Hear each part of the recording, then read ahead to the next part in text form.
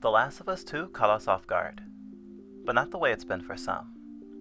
The trans dead naming and the photorealistic violence is quite a gut punch for folks.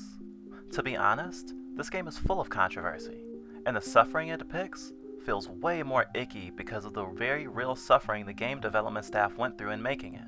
This is a very contentious game, and people did try to boycott it for its treatment of its development staff despite its eventual record-breaking sales. We have a long history with The Last of Us, and with Naughty Dog. The Last of Us, and its flawed but very visible gay and black rep, left an impression on us, as we've discussed. And like the high-tier suffering of black folks in The Last of Us 1, we were preparing ourselves for the same treatment of queer folks, considering the limited stuff we knew about it going in. We've been taking our time with the game, and although we're still worried that there's only suffering waiting for Ellie at the end of her journey, something else has been plaguing us.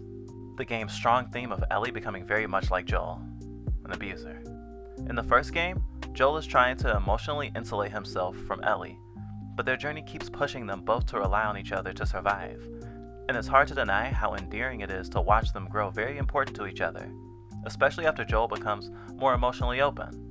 But, considering Joel refused to open up for most of the game, and forced Ellie, like him, to avoid mourning and processing those she's lost, it was hard for us not to focus on how Joel is trying to control Ellie. And this theme of controlling who Ellie gets to be, especially after Joel decides to basically adopt her, kills the folks who wanted to use her for a cure for the cordyceps infection, and lies to her to stop her from abandoning him, was at the forefront of our mind while being traumatized by the new game. The sequel then seems to want to answer the question of if Ellie will become like Joel, so much so that there's no turning back. In the first game, Ellie was a reminder of the horrible shit Joel was doing to kill enemies. A subtle reminder to the player of the real suffering they were contributing to, that their enemies were people. Something that folks have criticized the games for, especially the new one, because unlike games like, say, Undertale, there isn't really an option for pacifism, which leaves the player to either feel guilty for playing the game at all, or to ignore the message completely. Ellie as protagonist of this game is just as cutthroat as Joel, and her +1 doesn't seem too concerned. It kinda churns our stomach as we know that some amount of violence is necessary to survive in this world. Ellie and her girlfriend even small talk about their first human kills, but since Ellie's on a path to revenge, it's not killing to survive. It's not self-defense. It's catharsis. Last of Us 2, despite its reputation, has a surprisingly heartwarming opening that really slapped. And I mean red cheeks of embarrassment slapped. Like giggle-worthy? Like heartwarming to the point of tears. But hey, that might just be the nostalgia talking. As a long-standing fan of the human drama element and making the best of a bad situation part of The Walking Dead, the casualness in which the characters of The Last of Us have a somewhat endearing life amongst the madness really hit us. It's our niche, I guess? Real life is a lot more dangerous nowadays, but we're very used to living in pretty dysfunctional situations while trying to live a life worth living. So we tend to relate to a lot of post-apocalyptic fiction. And seeing Ellie gets to live in a nice and stable town made us want to cry, especially knowing something bad was going to happen eventually, because The Last of Us is a game about misery, even if it's about so much more. And that really put anxiety in our heart. Yet, we couldn't fully put up our guard, despite knowing that just stomaching the horror to come would be a challenge. The tightness and blending of cutscenes with gameplay in the early game was masterful to say the least. And as a mechanical descendant of not only The Last of Us, but also the Uncharted games, it seems like an amazing level of design competency. And having played through all of the mainline games of Uncharted, and of course The Last of Us, it's really amazing to see what the team has built. Too bad it was a swan song for the development team.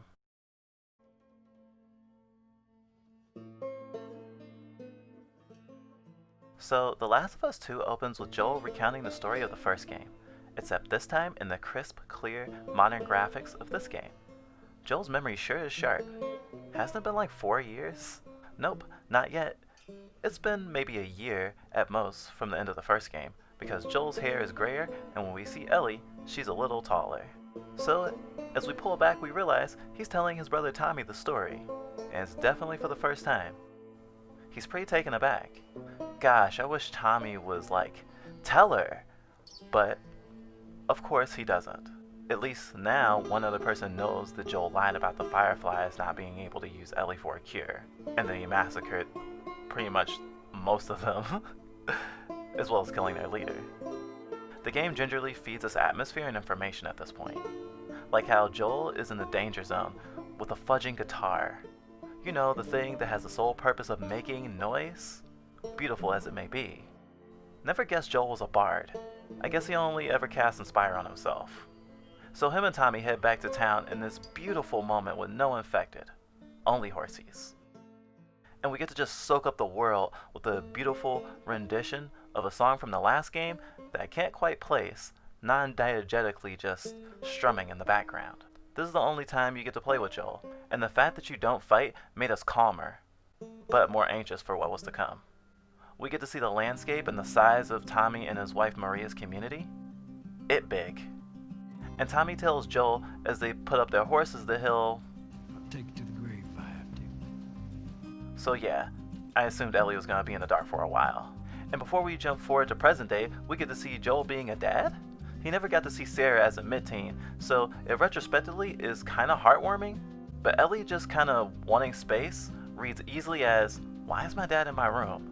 But also just as much as, I know you're hiding something, I just don't know how bad it is. But they do connect, and Joel's oddly good at it. He even tells a dad joke. What is the downside to eating the clock? It's time consuming. But the importance of this scene cannot be understated. Joel giving Ellie her first guitar and keeping his promise to teach her how to play is a callback to the last game. And it's super important because this game fudging loves guitars. I mean, the last one did too, but they never let you play one in the first game. When we realized how the guitar playing mechanic was implemented, we freaking pissed ourselves. The trackpad simulates strings and reacts to how hard you strum them. There's a wheel you manipulate that corresponds to different chords. They don't even make you play the whole song, just a little bit. And then they give you a cutscene of the whole song. But they let you practice later on in the game so you can just noodle or even practice whole songs. We kind of want to learn guitar this way, so it's kind of endearing and— Hey, quiet you, we need to get back on track. So, Joel sings Ellie a song, which shows big vulnerability, because he said he'd never sing for Ellie. Yes, she's just that important now. This, and the rest of Joel's life, kind of signal he's becoming less vicious, like your grandparent not being such an asshole as when you were a kid. But also sets up Ellie's future descent into death dealing, considering it's gonna hurt to lose Joel so much more since he's so much more of a good guy now. So we jump to the present day, 4 years later, and see how Ellie's doing. Her life is pretty normal, relatively speaking. Her biggest worry is having kissed a girl she likes in front of the entire town the night before, figuring out if she ruined her friendship with the girl's ex-boyfriend, Jesse, and not wanting to deal with the girl's homophobic dad. I said normal, not stress-free. But it's so heartwarming to see Ellie just living. And the town is bustling. They have electricity, a movie theater, a bar. It's safe enough to drink. Holy shit. So we meet up with girlfriend because we have infected killing chores to do outside the walls. But before we get to leave, we have a fudging snowball fight with the local kids. It's the most heartwarming thing. The only other time I've thrown a snowball in a video game is in Scott Pilgrim vs. the World. And it's fun. We rescue our girl from the horde of children and are on our way. Then we switch characters? Not to Joel, but to a mysterious woman who's in a group that's in the area. They seem transient and are looking for someone. Turns out they want to get someone who lives in the town we were just in. We get a little human drama from her and one of her party members, who seems a lot less gung-ho than she is. He wants to take their time and be safe, but she's angry, and so goes alone to get into the town right then. You play as her for a while and switch back to Ellie as the woman finds the tracks of the current infected killing patrol, Joel and Tommy. We control Ellie again as she goes through a sequence of bonding, killing, exploring, getting high, and fucking her girlfriend, before Jesse comes to inform them that Joel and Tommy are late coming back to town. It becomes clear that while fighting with Ellie, that for players who've experienced the first game, there is some mechanical storytelling going on. In the first game, Joel and Ellie control a little differently. Playing with Ellie disempowers the player. She can only melee from behind, or if an enemy is stunned. But she does get an instant kill when doing so, because she has a knife, an old keepsake from her dead mom. Ellie can only use a rifle, a pistol, and a bow and arrow, and when grabbed by enemies can sometimes break free, but mostly just dies because she is a child. Joel, on the other hand, is not only an adult, but a hardened apocalypse survivor. Can kill a man with his bare hands, and when grabbed by instant kill enemies, the clickers, can stab them to death with shivs he can make. Of course they break after use. Playing with Ellie now, you can see the gap in her and Joel's abilities having shrunk, but not completely. Ellie still uses her knife as opposed to bare-knuckle brawling, but is nimble enough to dodge, something Joel couldn't do. However, she doesn't get the option to break from death grabs with her knife like Joel did with the shivs. Many game sequels make their predecessors obsolete, sometimes to the point where only die-hard fans have any hope of enjoyment of the old games. The Last of Us 2 does not make Ellie objectively better than Joel, and it makes sense. The ludonarrative resonance here is pretty on point. Of course, Ellie isn't as strong or resourceful as Joel. He made sure she didn't have to live like he did. They lived in a safe community in between the two games. But Joel spent 20 years in the last game surviving through brutal means. So brutal that in the first game, Tommy says, This is how you gonna repay me, huh? Repay you? For all those goddamn years I took care of us. Took care. That's what you call it? I got nothing but nightmares from those years. You survived because of me. It wasn't worth it? So this purposeful difference in how Joel and Ellie play can leave the player feeling a little less effective than Joel was. Which makes sense. Ellie is older and deadlier, but she can't completely fill Joel's shoes. So it turns out the woman Abby was looking for Joel. Lucky her though, because Tommy and Joel save her from certain death. Fighting alongside Joel must have been hard for her though, because she certainly has a grudge. You can see it on her face. She takes them to where her group is because it's closer than Tommy's town, and there's a snowstorm and a herd of walkers. A horde of infected roaming the area. As soon as they're all safe, Joel and Tommy get the ass kicking of a lifetime, and it's now obvious that these folks don't just want to kill Joel, but really twist the knife. As Ellie, we get to the cabin just in time to save Joel, but of course fail. Because Joel is the new Sarah, obviously. It's a hard scene to watch. Oh no, don't. Joel, get up. Joel, fucking get up. Please stop. Please don't shoot. Joel, please get up. Bye, Joel.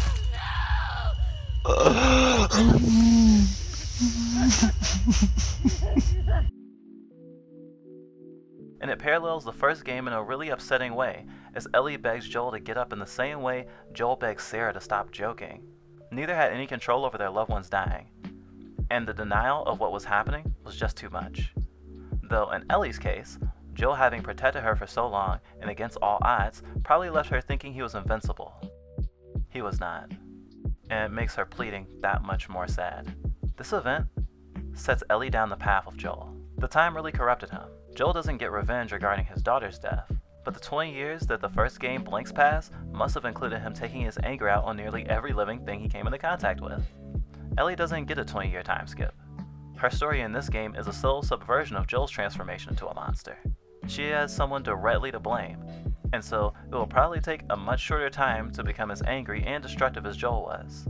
Thinking back to the director saying the first game is an origin story for Ellie, this game killing Joel for the inciting incident is narratively necessary for Ellie's journey. But we don't know if she'll become a hero or a villain by the end of her story. Ellie, please don't become the gay Punisher.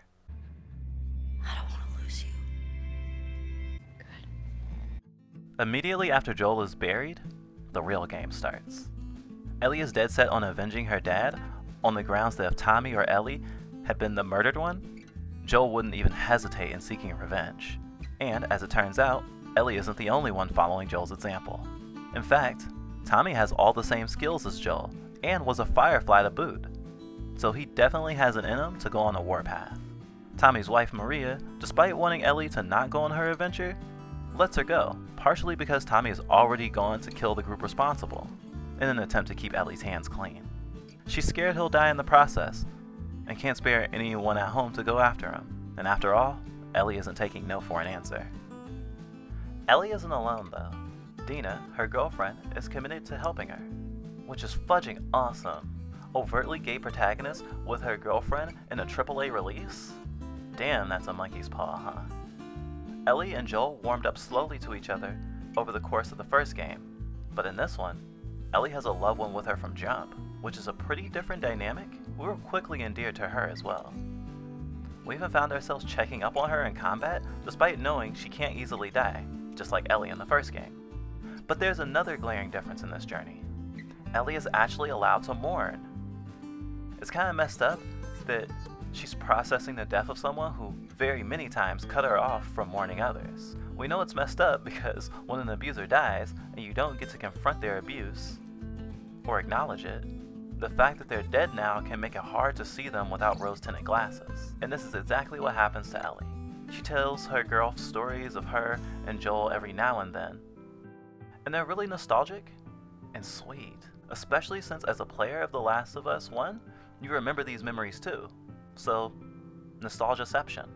Dina shares about herself and her past too, and that brings us to the point where it was hard for us to think of The Last of Us 2 as a shameless murder simulator with lefty pandering that it's gotten such a reputation for. See, at one point you explore a synagogue and learn about your Jewish girlfriend. You never struck me as much of a believer. Huh. Nah. But I like coming from a long line of survivors. Oh. After Outbreak Day? That, and the Inquisition, and the Holocaust. My family always made it out alive. Barely. In the context of being hated and marginalized, but surviving, no matter how much it happens, and drawing strength from being survivors, is not lost on us. I mean, Dina is double marginalized. She's bi and Jewish, and since at this point you'll have read some graffiti and documents decrying a group of fascists, it's hard not to see this moment as super important. Ellie may be doing a really selfish and shitty thing and seeking revenge. But hey, the people she's killing are probably bad anyway, right? And you can interpret that as leftist pandering. But thinking of the groups that hunt Ellie and Joel in the first game, and how Ellie and Joel killed in self-defense, only to have the groups incessantly chase after them well past the point where it made sense, just so they could get revenge for their dead friends, much in the same way Ellie is doing now, kinda makes us think otherwise. She's planning to kill them regardless. Their morals are a red herring, and a great extra justification for Ellie after the fact, or for the player in the act. Ellie's murder fest is still not okay. Her following in the footsteps of Joel is following the footsteps of a former hunter, the same kind of people that would have killed Ellie in the last game for her freaking shoes. Joel wasn't a hunter anymore by the time he met Ellie, and seemed kind of ashamed in the last game. It's a shame that she can't learn from him, and a double shame when she gets a bit emotionally abusive to Dina. So, escaping from a horde of infected in a subway filled with cordyceps spores, Ellie's gas mask breaks, and she has to tell Dina in a hurry that she's immune before Dina kills herself trying to share a mask with Ellie. Once they're safe though, Dina starts to process the shock of such a discovery, despite having been told before, but thinking it was a joke. And it's at this point that she does some sharing too. Oops, she's pregos. You're fucking kidding. How long have you known? It was late a few weeks ago. A few weeks? We could have. I almost want to yell at We Ellie. could still turned back. I didn't know. Oh, now the revenge isn't as Okay, important, I huh? don't want to be a bird. Well, you're a bird now, aren't you? Bitch, what? Ellie, no, that was uncalled for. No, bad Ellie. Do not call your partner a burden, ever. And oh shit, Dina should have shared that. But Ellie's reaction is totally fucked. It's nice to know she cares enough to rather Dina be safe than on the mission with her, but not that long before this scene, Dina saved Ellie's fudging life. In fact, in and out of gameplay, Dina is the bee's knees. I don't think Ellie would have stayed home if she had known this. She just would have went alone. So her calling Dina a burden is objectively wrong and just really, really mean. Total Joel move, Ellie. So she leaves her to rest and explores the place they're sleeping in for the night. And here's where we get another great guitar moment. And surprisingly, it not only triggers a cutscene, but a flashback sequence. Oh, hi Joel. I miss you. If I ever were to lose you, I'd surely lose myself. This sequence really illustrates Ellie's relationship with Joel through the years they lived in Maria and Tommy's town, As this sequence shows Ellie's birthday adventure, it shows Ellie can now swim, which in the first Last of Us had a lot of narrative and mechanical weight. That Joel has softened in his attitude even more so than the dad joke suggested, and that he knows Ellie really, really well, as he might have given her a Dad of the Year level birthday. After several hours of close calls and bloody battle, this sequence was an utter surprise and a welcome interruption to the misery. In fact, it was so fun we went little on stream, which is unusual for a horror game. Oh, Laserdisc! Ellie's a huge nerd. Excuse me. I keep being surprised. Shit. Oh, dinosaurs! God, it is a dinosaur! Dinosaurs! Dinosaurs! Dinosaurs! Yes, I love dinosaurs. Joel? Oh, Holy shit. oh, wish I could hug Joel. Fucking dinosaur. Can I climb it? Can I climb it? Can I climb it? Oh, oh, climb. Yes, yes, yes! Dinosaurs! Ellie, be careful. You brought me to a dinosaur. Yeah, I can see that. Just don't die falling off of one. You can't tell me what to do, Joel. I'm on a motherfucking dinosaur! Whoa, whoa, whoa, what are you doing? Joel reminds us through his gift that Ellie dreams of being an astronaut. Even in present day, she has a lot of science books. We know this moment in the space pod means a lot to Ellie since it's directed just like her video game session with Riley in the last game. It's a tear-worthy callback. It may seem out of place for us to stand this sequence given we've thrown so much shade at Joel, but identifying with the protagonist can make an audience want what they want. And Joel and Ellie are very important to each other. Not to mention the game goes through great lengths to endear us to Joel. Sorry, the dinosaurs are busy right now. Oh, wait. One of the dinosaurs is here. Sarah also called Joel a dinosaur in his birthday card in the first game. Joel even remarks that Sarah would have loved this museum, melting our heart and reminding us just how much he may have healed by this time. At one point, just hearing Sarah's name was hard for him. Doesn't mean he's innocent though. This sequence also distracts the player to all the pain we've seen Ellie go through up until now. It's a welcome break for sure, and as amazing as this flashback is, it makes sure to rattle the happiness of the moment. Separating Ellie from Joel and putting her in a very foreboding part of the museum. We thought we'd have to prepare for a fight, but instead the game harnesses the tension of uncertainty to make your heart drop, with messages left by Ed's fireflies. As after what Joel did, they seem to have lost all hope. But who can blame them? This is a very on-point example of how even if you aren't suffering under an abusive person, they can still negatively affect the folks around the both of you. Just because someone treats you well doesn't mean that they won't hurt others. This is a cryptic reminder to Ellie that whatever happened at Firefly HQ, it wasn't as cut and dry as Joel made it out to be. Which makes one wonder if Ellie would be so bloodthirsty if she knew the truth. Which is nice foreshadowing for what she'll do once she finds out. The Last of Us 2 is a very ambitious title, and has exceeded our expectations. It's a game about suffering, made through suffering. And although Joel, toward the end of his life, healed because of Ellie, and because he wasn't willing to be apart from her, ultimately saving her life, he destroyed a lot of lives in doing so. And his time with Ellie may have ultimately left her worse for wear. For she learned how to be like him. And this game is a dark reflection of Joel's selfish bid to save Ellie no matter the cost. For Ellie is doing worse.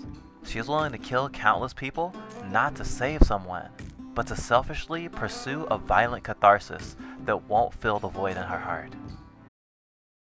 Oh, the things we do for love.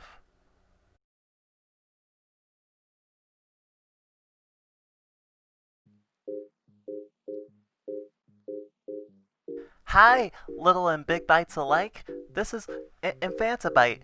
Punk Bite's, indisposed. It's been a long week. Thank you so much for watching the video and getting this far.